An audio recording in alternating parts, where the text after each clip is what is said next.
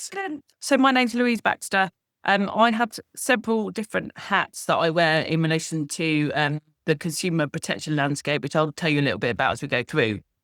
Today, I'm going to be talking to you about consumer vulnerability and how we can better support all of our customers and consumers that we come across.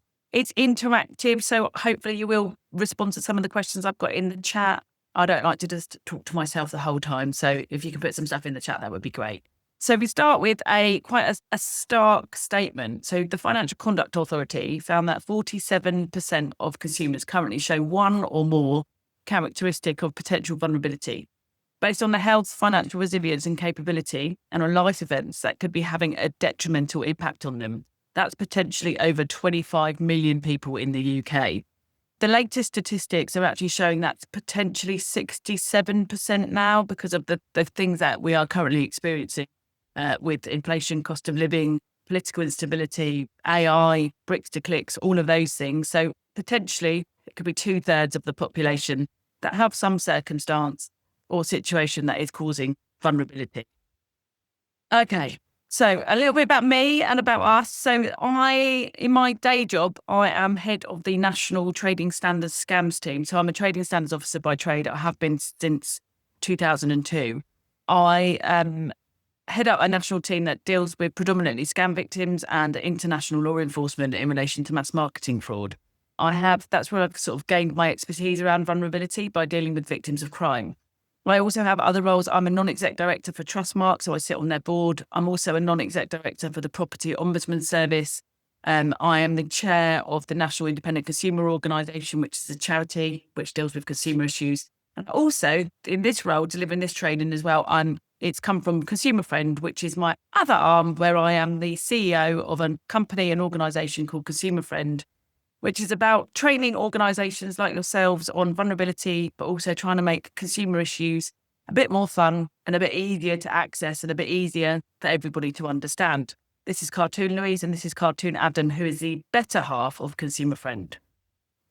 So our motto is that everyone has the right to understand and be understood. The first time they read something or hear something, that we have this horrible British habit of thinking if we speak in big words that we sound far more intelligent. And all we're doing is blocking half the room from the information that we're trying to provide. So I'm going to go through what consumer vulnerability is in sort of general terms. I'm going to look a little bit around pest control and around some things that could cause vulnerability in those situations. But just bear in mind, whenever you're communicating with any consumers, the average reading age of a UK consumer is between 9 and 12. So we should be writing things in the common word and we should be writing them in plain English. And there should be no more than 25 words in a sentence.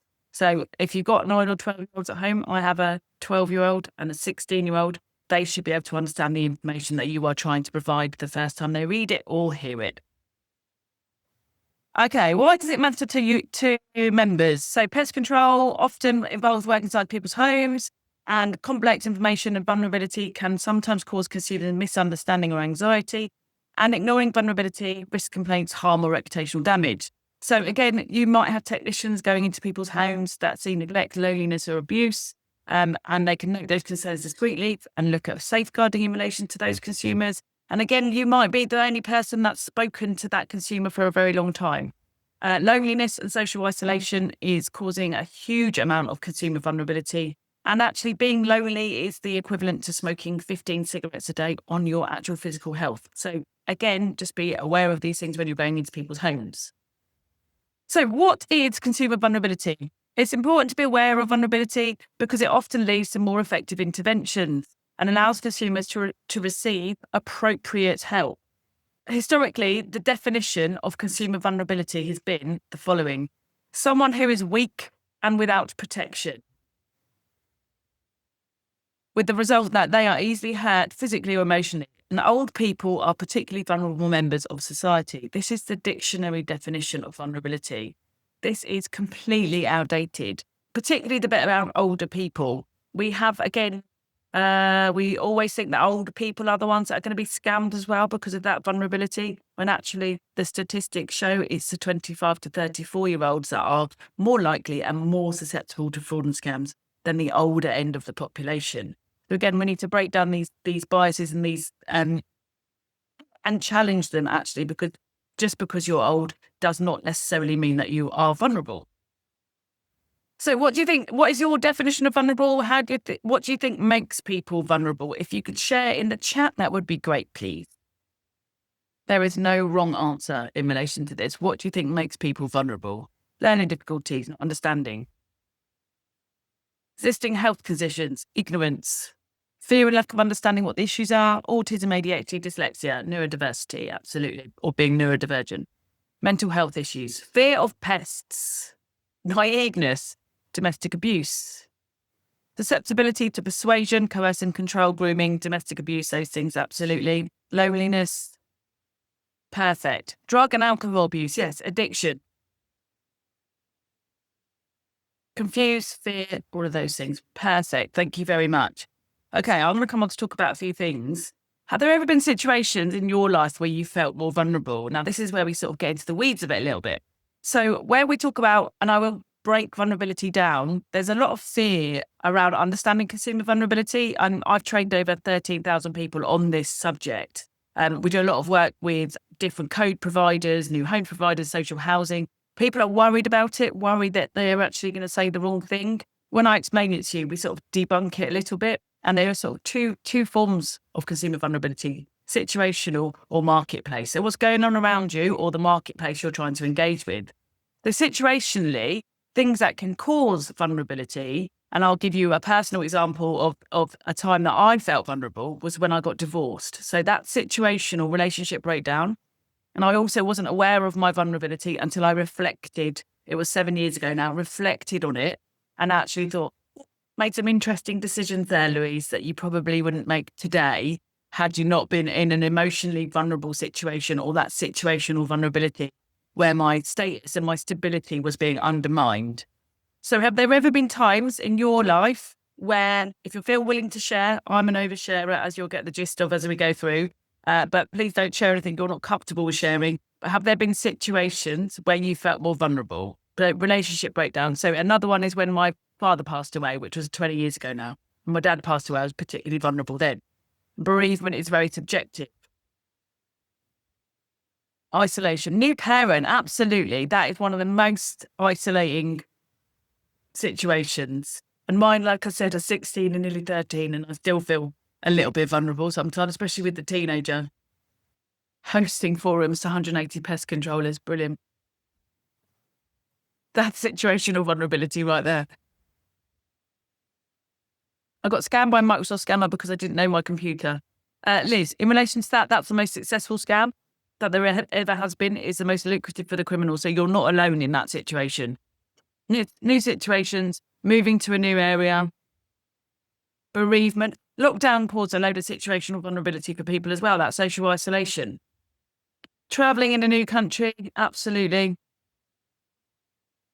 So I'm going to talk you through it. So this is a consumer friend definition of vulnerability. Consumer vulnerability in a broad sense refers to any situation in which an individual may be unable to engage effectively in a market and as a result is at a particularly high risk of getting a poor deal.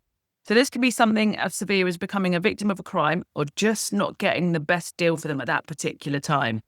It needs to be dealt with on a case-by-case basis, and people should not be labelled as vulnerable. If you tell somebody, oh, you're vulnerable, it's like telling a toddler they're tired or a drunk person they're drunk. You're going to get kickback. It's disempowering. It's a situation that causes the vulnerability. It's somebody living with vulnerability. It's not a vulnerable person.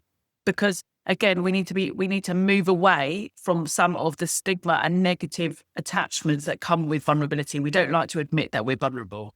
So by sort of disassociating it and saying you're living with situational vulnerability or that situation is causing it, it's easier for people to recognise and actually seek the right help for themselves at that particular time. Right, as I said, two broad types of vulnerability, situational and marketplace.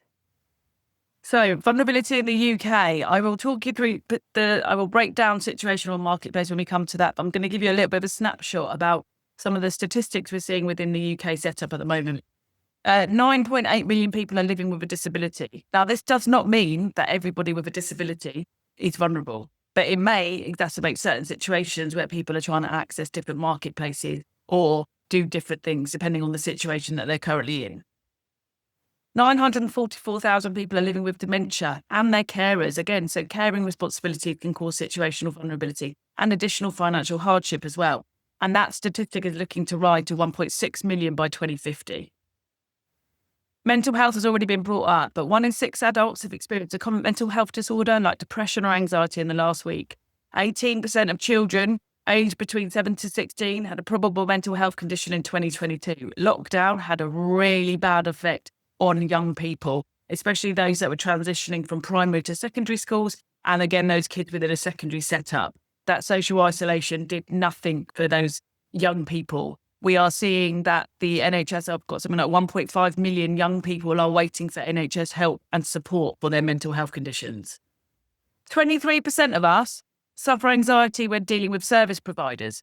So this is me picking up the phone. If I've got an anxiety disorder, I can't pick up the phone to actually engage with people to get the support that I actually need, because the thought of doing that causes me too much anxiety. So I'm just not going to do it.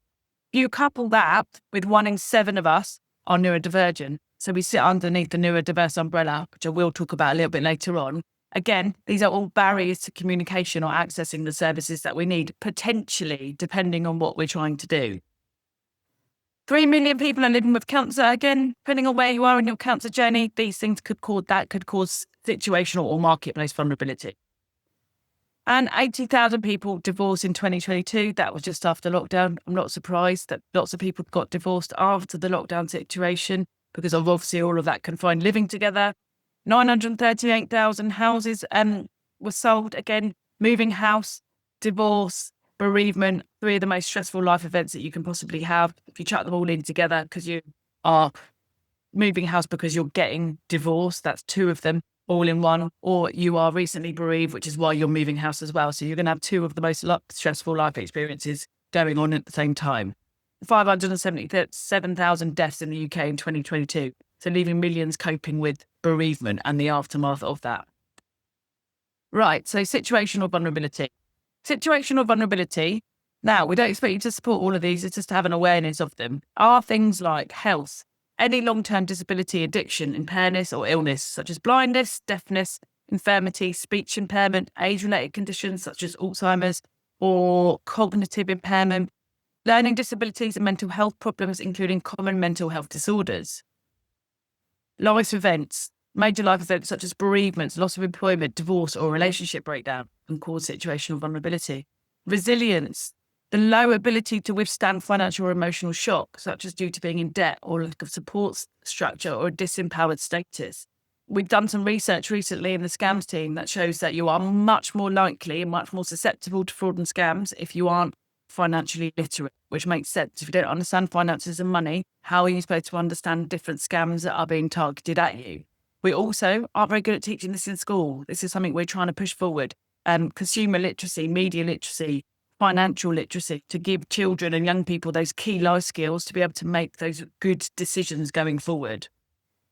Capability, low knowledge of financial matters, low literacy, numeracy and financial capability skills. As I said, the average reading age of a UK consumer is between 9 and 12. And I think it was 7.1 million consumers have a reading age of 9 or below within the UK. So again, it could be lower than the 9 to 12. The lack of digital skills, digital exclusion or low confidence in managing money or language barriers and difficulty filling out forms or phoning automated helplines, for example. And circumstances, low income, debt, caring responsibilities, including operating a power of attorney, being old. So, for example, being over 80, although that's not absolute, as I've said, may be associated with cognitive or dexterity impairment, sensory impairment such as hearing or sight, onset of ill health, not being comfortable with new technology. Older people tend to have more knowledge but take more time to be able to make those decisions, whereas being young is also potentially causing situational vulnerability because you have less experience. Your prefrontal cortex is not formed properly till you're 25. If you're neurodivergent, that's potentially 35. So young people take more risks, which is why they like fairground rides and roller coasters and horror movie. And when you get to my age, you don't like those things anymore, but you used to. But other things like circumstances, your job loss, your bereavement, and lack of English skills. So all of these things can add to situational vulnerability.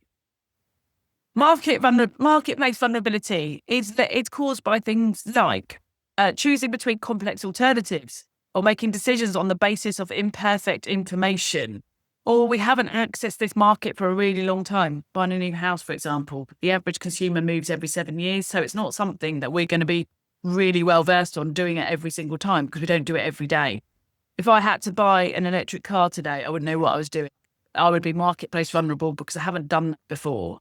I had solar panels put on my house, marketplace vulnerable because I didn't understand it. And again, I had to do loads of research. And I work within the green energy sector and I still was marketplace vulnerable.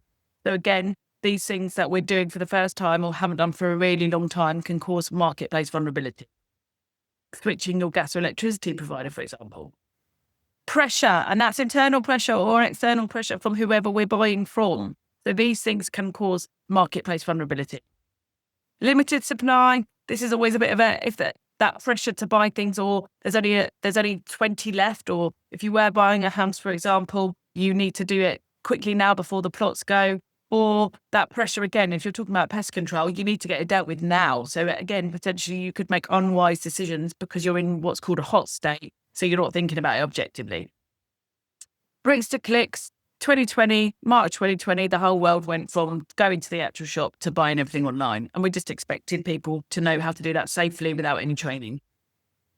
And the difficulty to seek redress. The Competitions and Markets Authority reported this year that UK consumers lost £72 billion in the inability to be able to access redress for unsatisfactory goods and services. That's £72 billion, which is just a hideous amount of money for consumers not being able to rectify problems with goods or services they had bought. Okay, so organisational blind spots. Every organisation will have blind spots around different types of vulnerability, and this can lead to exclusion to those consumers by accident. So we can have blind spots to certain types of vulnerability, for example, bereavement care, mental health or physical disability. Dementia training, there's some free training called Dementia Friends, which will educate you on how to identify and support those people with dementia. Again, there's always going to be blind spots. So this training that I'm providing today isn't a one-hit wonder. You need to constantly revisit it, revisit your complaints, your feedback to see where things are not quite jarring and actually where you can improve things. Because actually, if you improve it for one, guaranteed somebody else has had that similar experience and you'll improve it for them as well. And vulnerability is not static. We move in and out of periods of vulnerability. So again, this is why it's so important to review.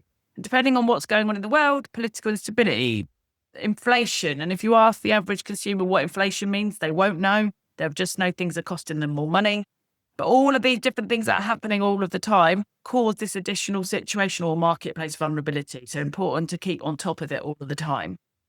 Right, question for you. What do you think your organisational blind spots could be? Now, only the brave will comment on this. So is it things that are you mental health trained? Are you dementia trained? Are you scam trained? Do you understand when somebody potentially might need some additional safeguarding? Answers in the chat, please. Also, if you hear any background noise from me, I apologise. My children are on half term. And when I come on to the neurodivergent bit, one of them is autistic, so has no volume control whatsoever. So I do apologise. Lack of specifics. It feels like he's playing a brass band in his bedroom right now.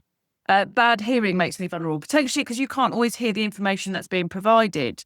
Mandatory safeguarding is provided annually by your employer. Yeah, thank you, Liz. It's painful, isn't it? I've got 2 weeks of half term. And not enough annual leave. There's my situational vulnerability. I've got to save it for Christmas. Lack of specific mental health training. Now, there's quite a lot of information on the Mind website, and you can do like mental health first aid courses if your employer supports that, so that there's more awareness around consumer mental health. I will talk a little bit about mental health in a second. Support for people, it's coming quick, with complex needs and meetings, especially online ones. Yep. Employing a younger member of the team ensures we never open scam emails. Substance-reliant clients. Yes, addiction is a tricky one. Lack of time and hours between client visits. Yeah, because people sometimes need additional time.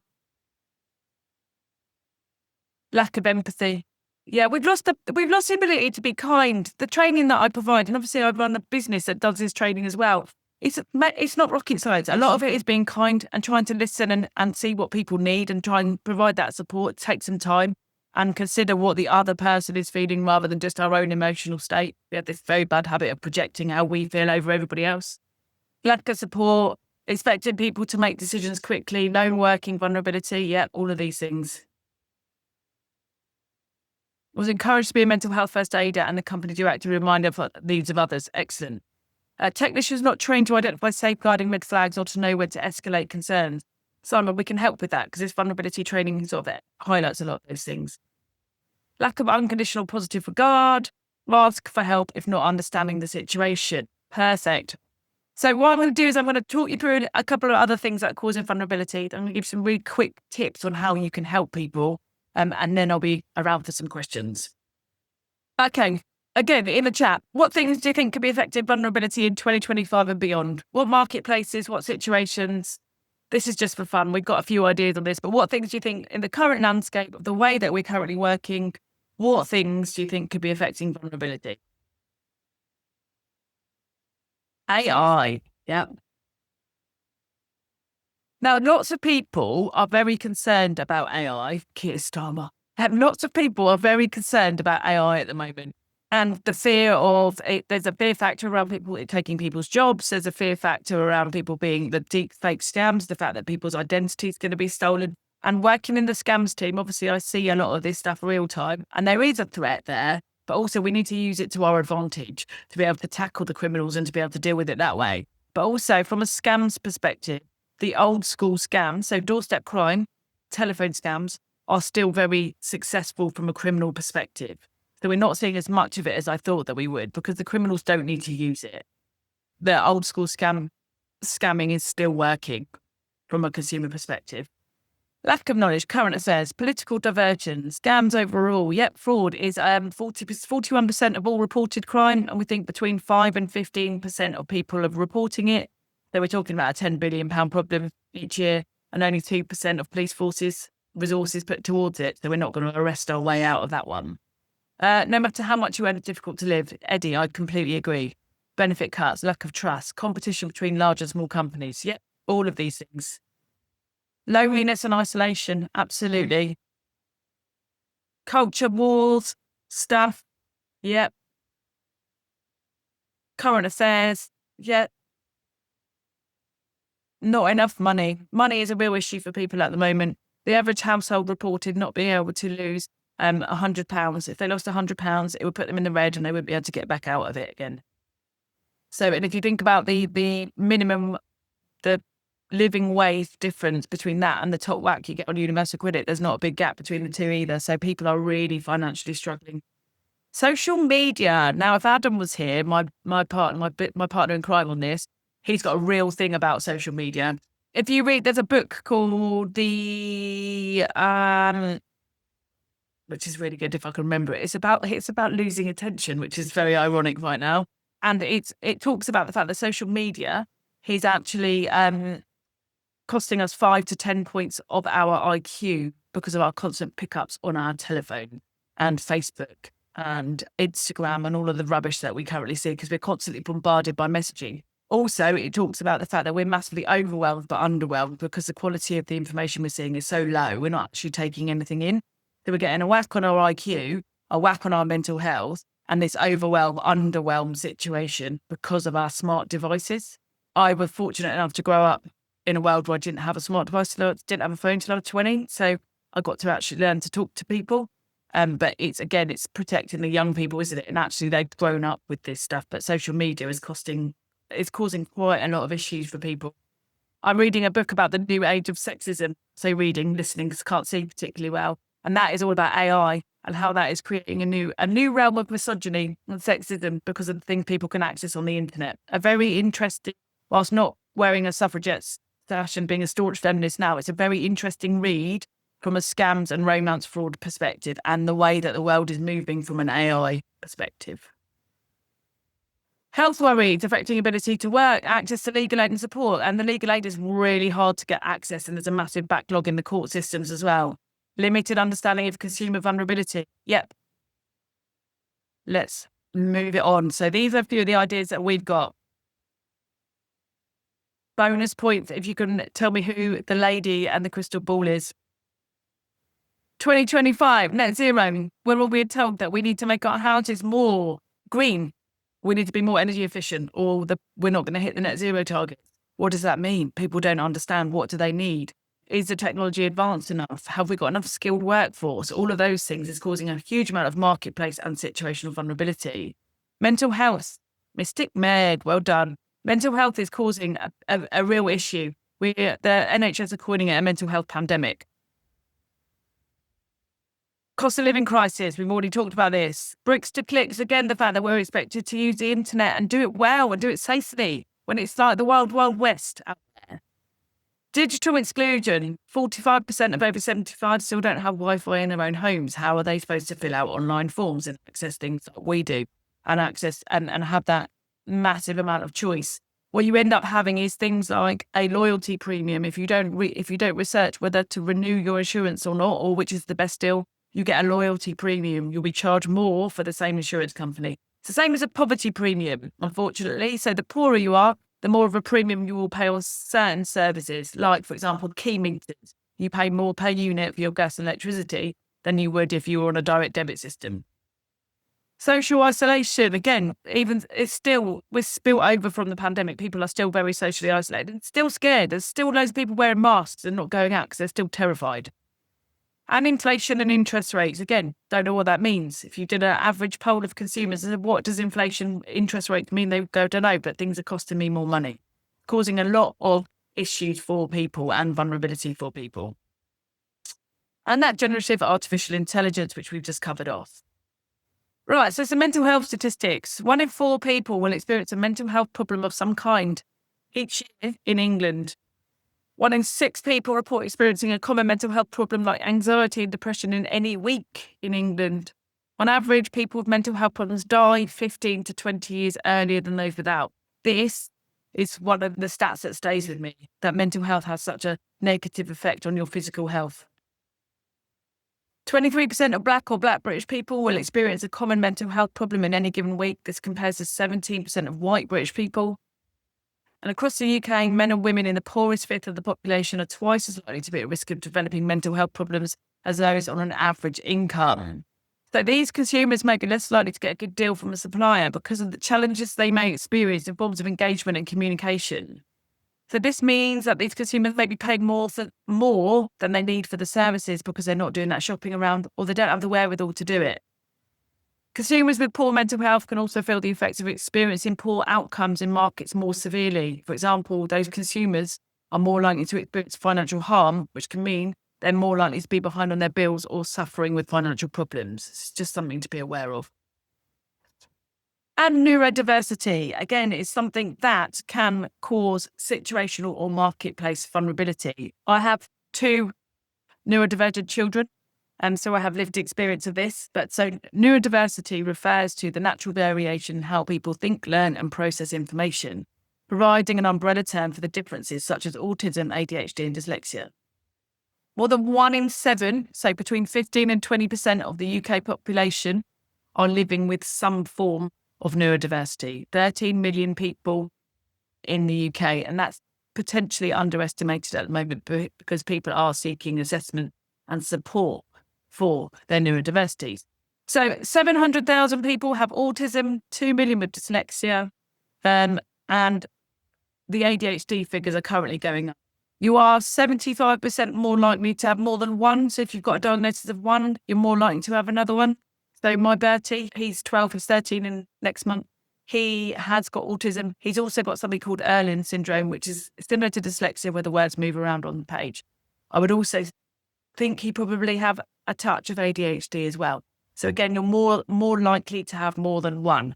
And this doesn't make you necessarily vulnerable, but what it does mean is that you might need communication in a different way. You might need more time. Bertie's quite often represents itself in a way that is oppositional. So he can't take direct instructions. If I go put your shoes on, he's like, no, it's fun to parent. But if I went to him, do you want to wear your football boots or do you want to wear your Crocs? He's in control, so he can make a choice. Whereas my daughter has inattention, so she has attention deficit, but mainly inattention. She needs very strict and very narrow instructions. So I have to communicate in very different ways to the people in my house. It is like a sitcom waiting to happen, It's never boring. It is never boring. But again, this is not, again, expecting you to have an understanding of all of the different things that are related to neurodiversity. But again, if somebody says to you, I've got autism or I've got attention deficit, it's not always self-referred because people don't like to declare their vulnerabilities. Only 17% of us will declare that we have some form of vulnerability. And there is still stigma around people declaring that they are neurodivergent. Not everybody likes to be out and proud in relation to these things. But there will be certain telltale signs where actually, if you recognise that somebody may be living with some form of neurodiversity, there are different ways you can tweak the language, or to say to that consumer, what do you need? How can I help you better understand the information I'm trying to provide? Also to be aware, autism isn't just like one shoe fits all. Autism manifests itself very differently for different people, the same as attention deficit. So one shoe does not fit all. If you get it right for one autistic person, may not mean you get it right for every autistic person, or that autistic person on a different day, coming from lived experience and that. But again, these differing needs can sometimes mean that accessing businesses or services can be difficult, and that they may be susceptible to getting poorer outcomes or not getting the right support. So it's on us to try and identify when somebody needs that extra support and to ask them what they need, rather than to expect them to out themselves or identify something that may not even be diagnosed. It's about us trying to provide information in as many different ways as we possibly can, and understanding that we're all complex and people with different conditions are likely to need different solutions. But people with the same conditions may well need different solutions as well. So it's not an easy task, but something that we can continually review, and we can do that by engaging what I call our experts by experience, which are the consumers that live with vulnerability. Let's ask them, what do you need? How could we help you more? What would have made that a better experience for you? Okay, so whilst now I've given you like a billion things that could cause consumer vulnerability, there's no expectation for you to support all of those things. So if we reframe it slightly, it feels like a slightly less big mountain to climb. So if we reframe it as inclusive design, then what we're doing is we are designing all our products or services to ensure the needs of all consumer vulnerability are met, which will then be the same time benefit all of our consumers. It needs to be considered at every stage of any process, whether telephones, the website, marketing, complaints. Consider consumer vulnerability. If you design it with that at the start of the journey, everybody will benefit from it. People who've experienced vulnerability, and that could be people in your office that sit next to you by your desk that have experienced it, get their involvement, seek their feedback. They will have the greatest wealth of knowledge in how things could be better for them. We can all experience consumer vulnerability, so we need to use our own experiences as well, which is where the empathy comes in, and actually that be kind situation. And let's reframe it as inclusion rather than consumer vulnerability. It feels like a nicer thing and less of a mountain to climb. If you think about truly inclusive services, and I'll give you a couple of really good examples, the Alexas, mine will go off, was designed for people with visual impairment. But actually what it's done is it benefits everybody now. So I order all my shopping online, it plays my music, it does my reminders, it tells me to take my bins out, it does my timers, it gives me recipes, it plays music, it plays me plinky plonky music when I can't go to sleep at night. So that was designed with a consumer vulnerability at the start of that journey, and actually now everybody's benefited from those things. Other examples, the drop curb, that was designed for wheelchair users. Now parents with buggies, delivery drivers benefit from the drop curb. It's an easy way to access the road. A bendy straw was designed for people in hospitals so that they can stay hydrated. Who doesn't like a bendy straw? There's lots of examples of truly inclusive services or goods that have been designed with vulnerability at the start of the journey, and then everybody has benefited from them. Inclusive design principles, be people-centered. Always think about the people you're trying to communicate with. Communicate visually and inclusively. Have as many different options as you can. Also, when we're talking back to neurodiversity, there are certain rules with inclusive communications. Not too many words on a page, and not too many bright colours. Don't make it overwhelming. We always want to do something really bright and jazzy and flashy to get people's attention. It's too overwhelming, especially if people have got attention deficit, and I'm generalising. They're like, nope, that's too much, can't cope with it, I'm out. So it's muted tones, it's pastel colours, it's certain fonts, like Open Sans font, in a size 14, lots of white spacing on the pages so that people are able to read and access the information in small chunks. Collaborate and co-create. Ask people that you know that are potentially neurodivergent, that are willing to help you with this stuff. Involve your consumers early. On our consumer friend website, there's information around knowing your rights. If you buy goods or services, what do you do? How to get good traders, all that information. Bertie reads it for me and then tells me his perspective on how he understands it. If he understands it, I've got it right, and then everybody will be able to understand it. Feedback, surveys, and complaints. As I said, don't be frightened of them. These are your greatest source of data. Always communicate in plain English. I've banged on about this quite a lot already. Communicating in a clear, straightforward way. It should be short sentences. The audience or everybody should understand what is written the first time they've read it or hear it. So let's keep it really simple. If you can't do that, what you can do is stick it into ChatGPT or somewhere else. If you write something complicated, stick it into an AI system and go, write this in plain English for a 12-year-old, for a 9-year-old, and without losing any of its context. There's other tools on Word. If you use the Insights tool, when you do the spell check, it will tell you the average reading age of the document that you've written, so you'll be able to see how you're writing it. There's other tools that you can use as well to simplify the way that we write things. Right, so our starting point is every consumer who calls you with a pest issue is vulnerable. So let's start with that, because it's not something we do every day, so there'll be marketplace vulnerability there. So has anybody got any examples they're willing to put in the chat about what they've done to support a consumer they've identified as potentially vulnerable in the past? Has anybody got any lived experience of identifying vulnerability? I like Hemingway as well, Scott. I like that too. Anthony, you're completely right. But the ability to write things. So I'm very mindful of using it all of the time, but actually it's much quicker. And then I challenge myself in the fact is we're probably never going to need to write from scratch again, because we're always going to have ChatGPT and it's always going to improve. But it's really important that we maintain that level of critical thinking and that critical analysis of the information we're trying to provide. Forms, social services, reforms and visits. Excellent, George. Yeah, it does encourage me to be better at writing as well, because I don't want it corrected. I completely agree with that.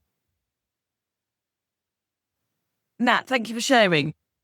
It's a challenge, but it's very rewarding. Bertie has been one of my greatest teachers in how to communicate better with people, and I don't always get it right. Springtails have broken down. I wanted to sell the house. If she hasn't improved in place, support phone call, she lives alone. I don't know what springtail is. What's a springtail? A tiny crawling insect. Ooh. It's a neurospicy home. That's what I like to think about it. It's a neurospicy house.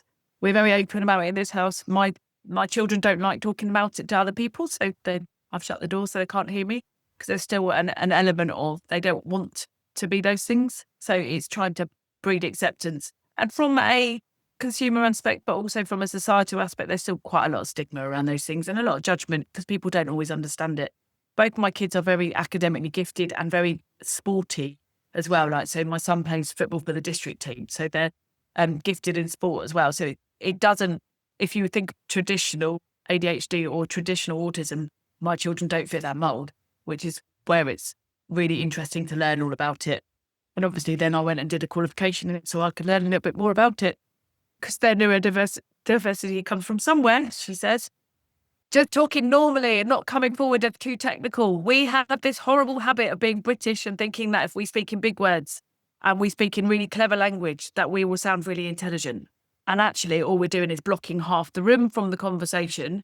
And actually we're expecting people to then put their hand up and go, I don't understand that, which is vulnerability, which people do not want to do. Don't let people feel judged or dirty with their issue. Absolutely, Liz. Okay. Right, so I need some quick tips on how to identify and support vulnerability, and then I'll be ready for some questions if there are any. First things to look out for: does the consumer tell you? Do they indicate a situation? Oh, I'm getting divorced. Oh, I've just lost my job, or I'm moving house. Oh, I'm in loads of debt. Whatever they tell you, do they tell you something that could pinpoint or highlight the fact there might be some situational or marketplace vulnerability there? Or do they behave in a way that indicates vulnerability and they're not listening? If any of these things are true, the first thing that we have to do is, not this one, be real. Okay, so practical tips on how to identify consumer vulnerability. This is a really simple code. The reason we call it real is about empathy. It's being an authentic person. People respond far better to people that are a little bit authentic and not trying to be, as I've said, talking big words, acronyms, etc., etc. So that authentic space. Right. So the first thing is the consumer able to retain the information? Remember and repeat in their own words the information that you've given them. Get them to repeat it back to you. So do you understand the decision you've made? So we've just made a decision about what you're going to have, what treatment you're going to have, the cost of what you're going to be doing, what this is going to mean for you living in your house at the moment. Those things, are they able to understand and repeat that information in their own words? Can they explain and evaluate the decision that they've made? Yeah, I think it's better if you fumigate. I'm gonna pretend I know about pest control. I don't. Yeah, you can fumigate my whole house. I don't mind moving out for 2 weeks. That's fine. I can go and stay with my sister. That's me explaining my decision rather than me just going, yes, fumigate my house, and not me understanding what the consequences of that would be. Is a consumer able to communicate, hear, understand, and what they're being told? So are there any impairments, hearing impairments, or any other disability that potentially could mean that consumers not understanding the information being provided? And are they listening, following, understanding the discussion taking place, or are they distracted, confused, and not hearing what you have to say? Eye contact's an interesting one. So again, sometimes people that have autism or attention deficit really struggle with eye contact. So that could be an indicator of vulnerability. And again, if you're neurotypical and there's no eye contact, it could be because you're not listening. So again, sometimes if you're talking about people that are neurodivergent, they might be listening, they just don't want to look at you. And that happens a lot. My son doesn't like looking you in the eye. So if he goes to give me a hug goodbye, he always hugs me with the side of his head. Always. I mean, I hope it never changes because it makes my heart happy, but it's always with the side of the head because he doesn't like the intensity of the eye contact. Pets are a emotive subject. It doesn't benefit anyone to be derogatory to the client. Body language is important, absolutely. Trying to keep up with the chat at the same time as doing the slides. So apologise if I jump in and out. Okay, so if you identify any of those things and you think that somebody potentially could have vulnerability, it's important to recognise that and then to try to shift the way that you support that consumer. Right? People form first impressions of others in as little as 100 milliseconds or 1/10 of a second. This is based on facial features of the person. It can take up to 5 seconds to absorb other non-verbal cues. We also have to be really careful not to place our biases on somebody. If somebody's in a wheelchair doesn't mean they're vulnerable. So again, we are very quick to judge and it's just human nature. So we need to undo that sometimes and pause and reflect on how we are projecting our own biases in certain situations as well. So treat all our consumers respectfully, tailor your service to the consumer. None of this is rocket science. You're not going to come away going, oh my God, that was a light bulb. But it's just putting it down into a thing called tread. So we're going to be real, which is empathetic, and then we're going to try and walk in that consumer's shoes. Reiterate and try asking questions in a different way. Change your sentence structure around, provide choice if people need it. Slow it down, give them more time to think about things. Emphasize if you truly can. If somebody says, the reason this is happening, I've just got divorced, so I'm in a bit of a situation at the moment. If you can, and you've been divorced or had a relationship breakdown that you're willing to share and empathize, you can say, I've been in that situation, I understand it. If you're not comfortable or that isn't the case, sympathize with that consumer. They share something with you, say thank you. We try not to say at least. Is when people go, my relationship just broken down. Well, at least you had a relationship. Don't do that. We try not to do that. It's about hearing what the person's saying and making them feel like they've been listened to. The experience between you and your customer will be far greater if you do that. Ask the consumer what they need. Most important thing to take away today, and how they can help, how you can help them better. Be proactive and be visible. Let them know what help you can get. So if it's you need things printed off in a size 14 font so you can read it while I'm not here, offer these things up. If it's have you got somebody that can provide interpretation? Have you got other people that can speak different languages if English is not the first language? Offer up these things so people understand what might be on offer.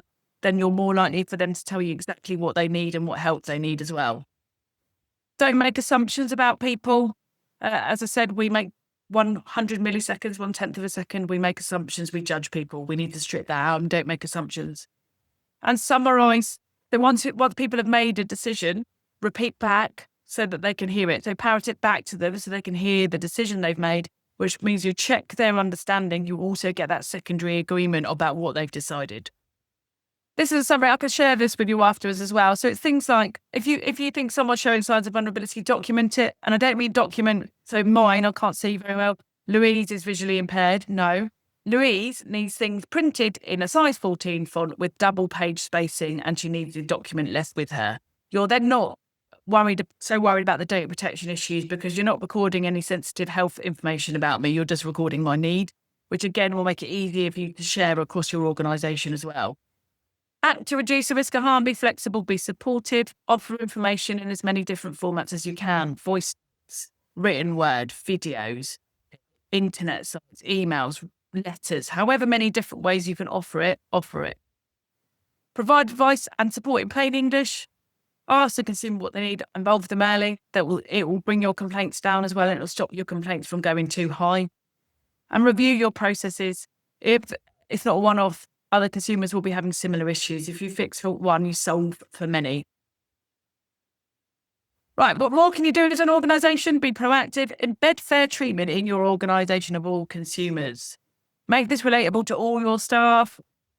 Provide this training to all of your staff, whether it's board level, right down to your frontline customer service people, to whomever you're dealing with. Make it's relatable to everybody. It's also relatable to who you're sitting next to in the office. It's about a bit of empathy, a bit of understanding, and understanding other people's situations. Sometimes forgotten as well, staff, and this is all of you lot as well that are on the training, is if you have experienced somebody with situational vulnerability or marketplace vulnerability, like you've just talked about that lady who's living on her own, that can have a toll on your own personal mental health and your own situation. So there needs to be that way for staff to offload. As a training standards officer, I have seen lots and lots of vulnerable consumers, doorstep crime victims, scam victims, and I need somewhere to put that so it doesn't wake me up at 3 a.m. thinking I should have done more. So again, it's that supervision to be able to hand that off and get the right support for your staff as well. And that acknowledgement, they can take a toll on people. Remember, consumer vulnerability is fluid and multidimensional. People move out of periods of vulnerability. We move in and out of it. Anyone can be vulnerable at any time, depending on the situation or the marketplace. And we don't label people vulnerable because, again, toddlers tired, drunk people drunk. They don't like it. We kick back. Final question from me. How could you now, after speaking to me and listening to me rabbit on all morning, how could you think about your job differently? Could you or would you do anything differently after this very quick session with me? Yes, Jonathan, it's on the Consumer Friend website, but I will share them. I will share them to treat others how you'd like to be treated. Oh, I like that, Steve. All be kind. Perfect. Document their needs. Perfect. Use fewer acronyms. Be more customer aware. Try to understand and listen more. I think we all need to do that we work in silos so much more than we ever did. It's trying to just take a minute and observe what's going on. Document needs correctly. Anthony, thank you very much. Be more mindful. Lovely. Okay. Mindful that I'm going to go over time if not careful. So I'm just going to very quickly, other things that we can do for organisations. Here's our email address here, info@consumerfriend.org.uk. If people want to speak to me about how we can support you more with your services, let me know. And I'd like to finish with this quote. What if we change the way we think? A new way of thinking is truly overdue. What if we start to think not about the perceived failings of a person, not what's wrong with a particular person, but we should be asking, what can we do differently? What is wrong with my service or my business if this person can't access it? Then any questions? Thank you so much, Louise. That was really interesting. I've got millions of questions, but we're running slightly over, but that's absolutely fine. Thank you to everybody who got involved in the chat as well. That was really great to see. I suppose one of the things I wanted to touch on is the next generation coming through. We talked about it a little bit. COVID has impacted people. Lots of young people don't love even talking on the phone. And they get very anxious about people coming into their homes. They're all going to be getting their first pest issues in their first homes, their rented accommodation soon. How might we have to adapt our services for the next generation of people coming through? So pest control isn't relevant to you until it is. It's like consumer issues. This is the problem. It's getting it to land with people as well. I had this conversation with Adam yesterday and I said, you've got over 700 members. And he was like, 700? I didn't know there was that many people involved in pest control. And I was like, yeah, because I'd obviously had to look into it. But again, it's not a service I've had to use recently. So it's from an education perspective, it's making it easy to access online. So you're front and center. So actually We could, I was thinking about this, look at working at some sort of like chatbot where people are asked certain questions and it feeds them into the right providers. We're working on some stuff like this called Ask Chris, which is a consumer resource information service where you can plug basic questions in and then it goes, right, this is the sort of service we suggest that you need, which simplifies it, but also points people to reputable traders, because that's the other issue, isn't it? We don't want people going down a rabbit warren or looking at a jazzy website that isn't legitimate, but certainly something we can support with and would love to work with you on. Oh, I love the idea of using technology to, because again, like it or loathe it, AI is really popular with young people. The idea of being able to do search for information in a chat sort of way Yeah. works really well for them. But yeah, that seems like a cool It doesn't project. even need to be. So the system that we've built at the moment, it's not even AI generated, it's Louise generated. So it's like legal issues and I've written the legal answers from it because AI is not currently great in the legal stuff, especially because it's too complicated. And again, it delivers it in a way that you think is fact and it's not fact when you look into the legislation. But there are easy ways for people to be able to say, like, what's your problem? How would you like communication, et cetera, et cetera. This service will be better for you. So there's ways that we can feed it in without. So, but again, consumers won't know whether it's AI or not because they don't know what is AI or not. Yeah, no, completely. That seems like a really interesting approach. Mm. Ian's shared his own acronym. He says, "I was introduced to KISS principle 40 years ago. Keep it simple, stupid, and I have used the principle ever since." And I think you made a really good point, Louise, that being inclusive and thinking about your vulnerable customers is good for everyone, all your Everyone. customers. It's not just the people who are neurodiverse or disabled or vulnerable. It helps your No, service overall. we don't want information. We need information quickly. And if you have to read it 3 or 4 times, like I can't bear the school communication because it's too Mhm. complicated and you have to open PDF on your phone and all that sort of stuff. I want the dates that I can download into my diary so then it pings Yeah, up and tells me. You want it as simple. And I've got 2 degrees. I'm educated. I can read at a higher level than 9 to 12. I don't want to. yeah, too long, didn't I read. don't Sorry, want I to. tried to skim it. And yeah, making your treatment reports skimmable so people can get to the information that they need quickly. Like key information, same as in like a financial agreement. You can have like these are the key facts. So if you read nothing, it's like an executive summary. Yeah, If you read no, nothing about those, yeah, I like that idea as well. And again, acronyms, I have a real issue with how many acronyms there are in pest control. Put down TRB in here in accordance to CRU guidelines. you And like try working in fraud that, for the government. yes. Honestly, I'm like, what? Don't know what that is. Stop making things up. And then again, just a final shout out to everybody in the audience as well who contributed. It's really great that we've had 180 people come and listen to this talk, and hopefully you'll bring some of these things back into your own businesses. Thank you so much, Louise. It was a really My interesting talk. pleasure. Thank you for having me and thank you for the interaction. It makes my job a lot easier.